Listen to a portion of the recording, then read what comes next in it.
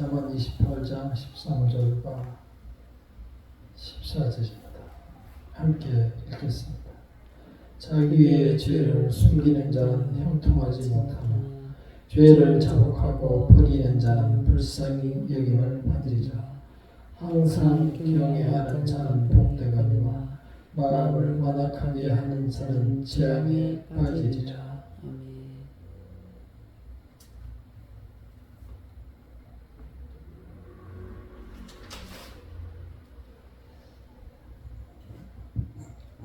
신자가 교회를 다니며 궁금하게 생각하는 것들이 있습니다. 특별히 초신자들은 교회를 가다 보면 자꾸 회개하라고 하는데 지은죄도 없는데 특별히 열심히 사는 것뿐인데 정말 무슨 죄를 회개하라고 할까? 그러한 의문을 갖게 됩니다.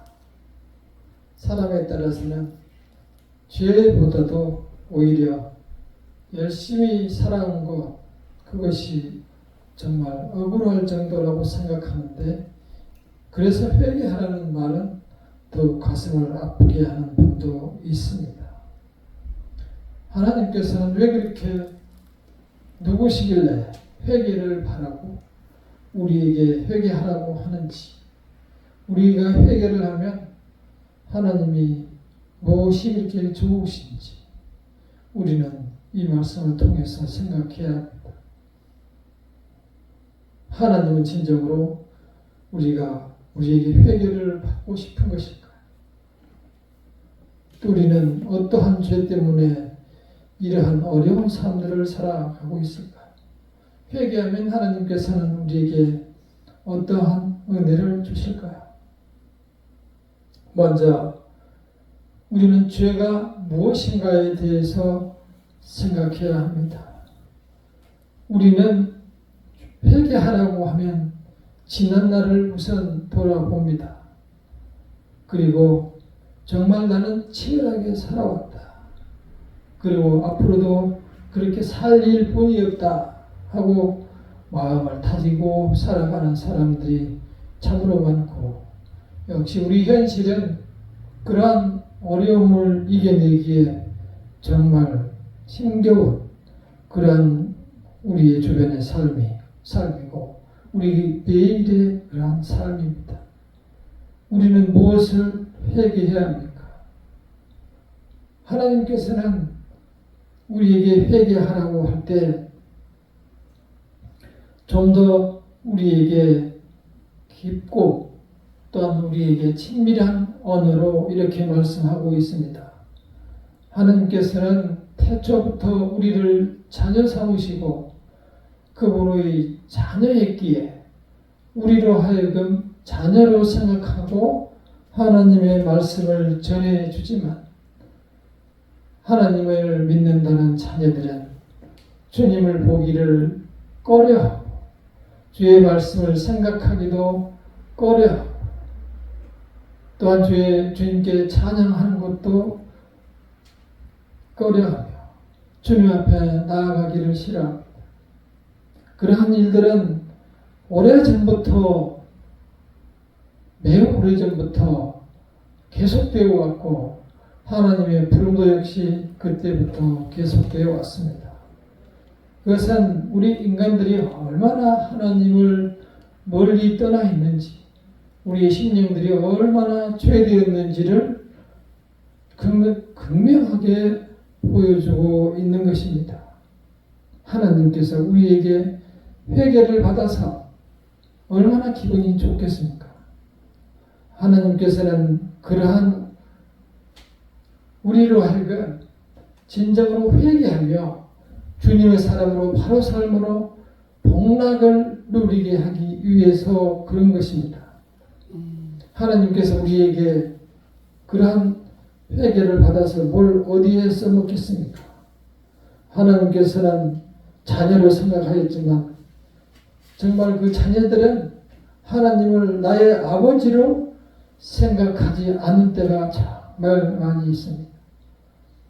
주일을 지나고 일주일을 살아가지만 하나님의 자녀로 생각하며 하나님을 아버지라고 생각하며 아버지로 부르며 사는 사람들이 얼마나 있을까요? 그리고 그 아버지를 사모하고 생각하고 바라고 소망하며 살아가는 성도는 얼마나 될까요? 내 인생에 또는 나의 앞으로의 삶 중에 어떻게 사는 것이 진정으로 자녀로 사는 것일까요? 하나님의 말씀은 너무 쉬운 말씀이고 너무 주변에서 많이 듣는 이러한 말씀이지만 사람이 정욕대로 이 세상을 살아가며 하나님을 찾지 않기 때문에 이러한 말씀도 들리지 않고 따라서 하나님을 멀리하고 하나님과 관계를 맺기 싫어하는, 때로는 하나님의 아닌 자녀들이 교회에 속해 있기 때문입니다. 우리는 하나님께서 나를 자녀라고 불렀을 때 우리는 그 음성을 들을 수 있어야 합니다. 그리고 하나님께서 부르시지 않으면 오히려 불안하게 생각하고 그분을 찾아야 하는 것이 자녀의 도리입니다. 마치 아버지를 떠난 탕자처럼 최근의 성도들은 하나님을 싫어하고 세상을 훨씬 사랑하며 이 세상을 살아갑니다. 안타깝습니다. 하나님을 전혀 두려워하지 않기 때문에 그렇게 하나님을 쉽게 생각하고 내가 믿는다고 하면서 나의 믿음마저, 내가 가진 믿음마저도 소홀히 생각하는 것입니다. 진정으로 하나님의 자녀이면서 하나님의 부르심을 받은 자라면 그러한 삶을 살았을 때 스스로 하나님께 죄송한 마음이 들고 회개하는 마음이 드는 것이 당연합니다. 하나님께서는 이미 우리를 하나님의 자녀로 생각하시고 지난 날의 죄와 앞으로의 죄를 다 용서하시는 그리스도의 십자가를 통해서 대속의 기회를 마련해 주셨으나 심지어는 그것마저도 무시한 채 세상과 짝하며 살아가는 성도들이 너무 많이 있는 것입니다. 어떻게 이러한 하나님의 말씀과 부르심이 그 귀에 들리겠습니까? 그러나 하나님께서는 자녀로 맺으셨고 자녀로 부르셨기 때문에 하나님께서는 용서 놓지 않으시고 그 자녀를 끝까지 부르시며 때로 말을 듣지 않고 죽게 나오지 않으면 매질을 하고 때리시고 하시면서 주님께로 이끌어 가시는 겁니다. 우리는 그래서 우리가 알지 못하는 시간에 하나님께로 가게 되는 것입니다.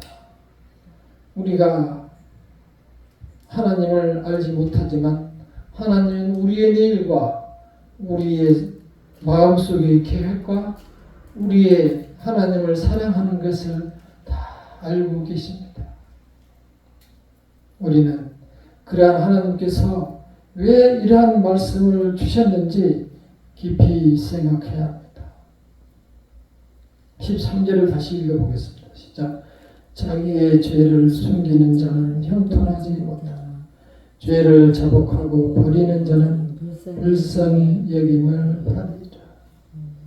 우리가 하나님의 자녀라고 하면서 죄를 자복하지 못하고 살아가면 마치 손톱 밑에 가시가 들어간 것처럼 일평생을 불편하게 살아가게 됩니다.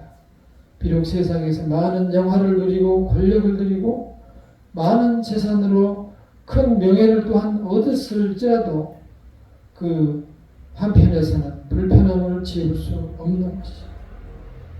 그러나 하나님의 자녀가 아닌 사람은 그러한 것을 나의 나됨으로 생각하고 그러한 모든 것들이 나를 지켜주고 나의 미래와 나의 보람으로 생각하며 기쁘게 이 세상과 짝하며 살아갈 수 있습니다. 하나님께서는 그러한 자들이 돌아오지 않고 회개하지 않으면 결국 형통할 수 없다는 것입니다. 우리는 하나님을 없는 것으로 생각하는 어리석은 삶에서 떠나야 합니다. 하나님의 사랑은 낙하서 우리가 헤아릴 수 없습니다. 지금 이렇게 하나님을 떠나서 살아가지만 하나님께서는 여전히 부르시고 마치 탕자 둘째 아들이 모든 재산을 다 버리고 가서 술 먹고 써버리고 주님을 떠났을지라도 아버지께서는 여전히 기다리시는 그러한 마음으로 여전히 오늘도 기다리고 계십니다. 그 결과와 그 형통의 복은 하나님께 돌아오는 자에게 주는 것입니다. 하나님께 돌아오지 못하면 그러한 축복은 이 세상과 더불어 또한 하늘나라에서도 누릴 수 없는 것입니다. 두 번째로 이 하나님께 돌아오는 자녀에게는 그 회개하는 마음을 하나님께서 주시는 겁니다. 회개하고 회개하지 않는 것은 말씀을 들었을 때 본인이 느끼는 바가 있는 것입니다.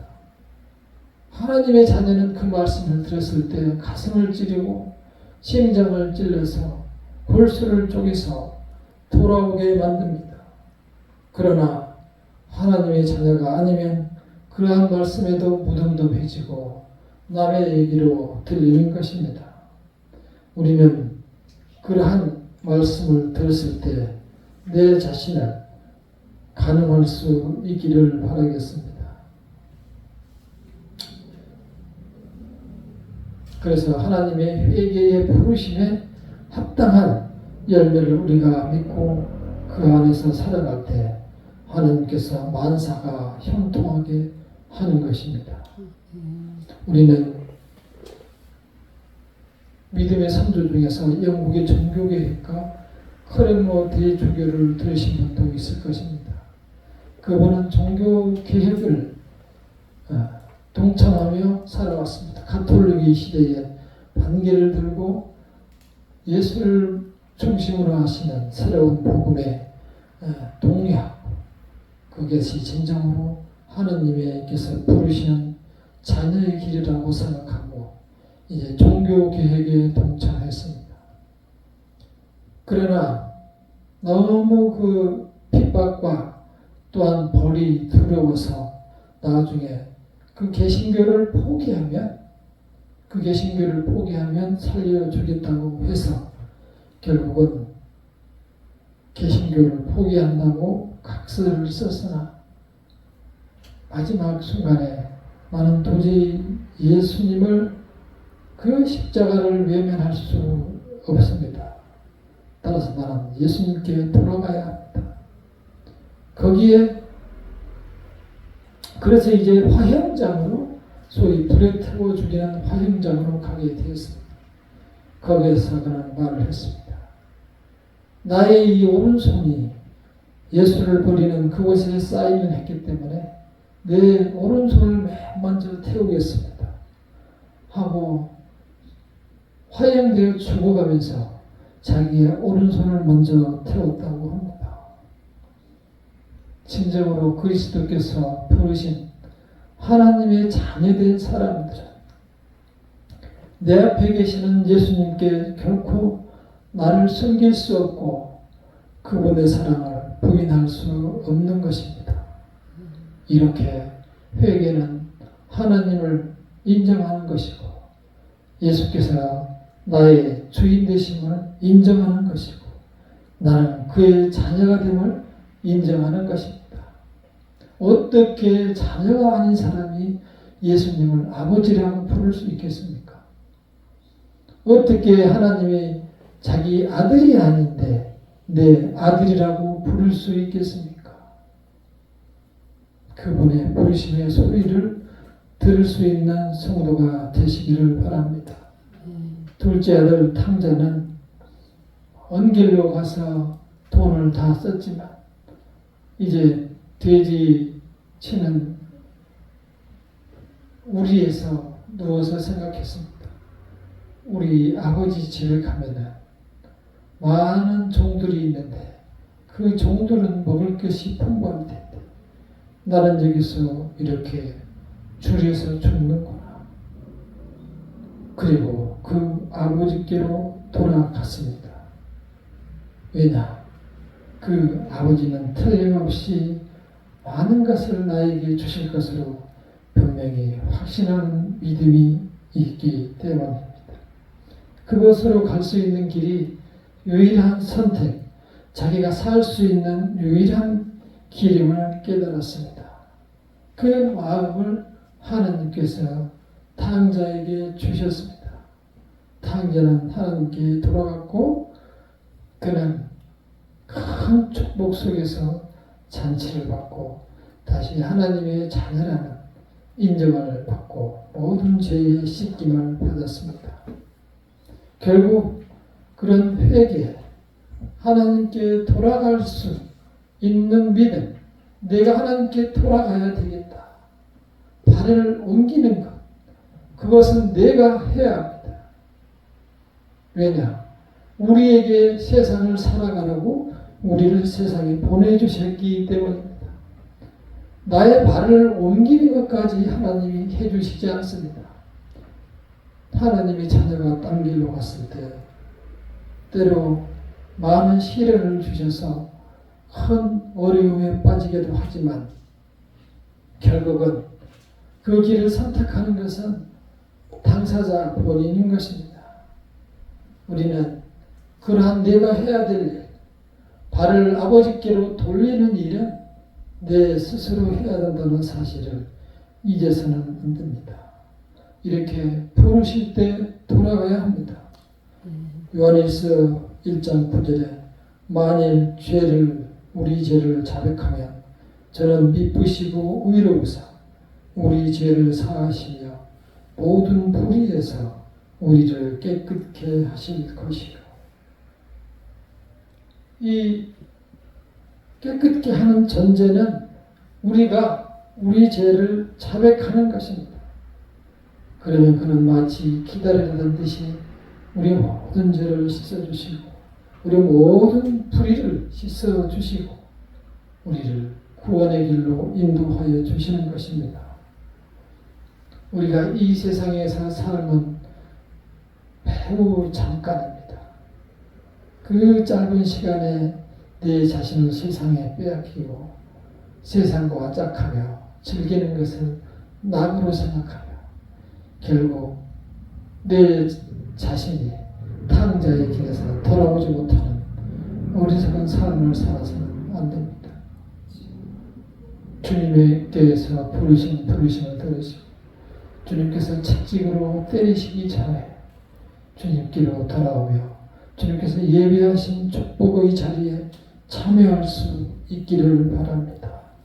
그 선택은 나의 첫 발을 옮기는 것입니다. 하나님께서는 내가 거룩하니 너희도 거룩하라. 세상을 살아가며 하나님의 자녀들이 흙탕 속에서 진흙탕 속에서 추하게 살아가는 것을 싫어하십니다. 세상은 비록 더럽고 추하더라도 자녀들이 거기서 떠나도록 했으며 떠난 자녀들을 사랑하시고 형통하게 해주시는 것입니다. 여전히 내 발을 흙탕 속에 진흙탕 속에 넣어놓고 하나님의 축복을 바라며 하나님께 구해달라고 하는 것은 하나님을 시험하는 것입니다. 어리석은 길에서 떠나 주님의 사랑의 품으로 그리고 주님의 축복의 길로 형통한 길로 나섰을 때 하나님께서 손을 강하게 이끌어 주시는 것입니다. 두 마음을 품고 하나님을 시험하는 어리석은 자가 되서는 안 됩니다.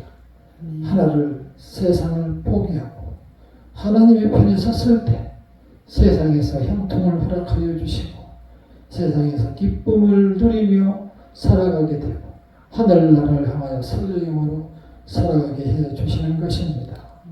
하나님을 시험하지 마시고 주님의 자녀의 자리에 돌아오시기를 바랍니다.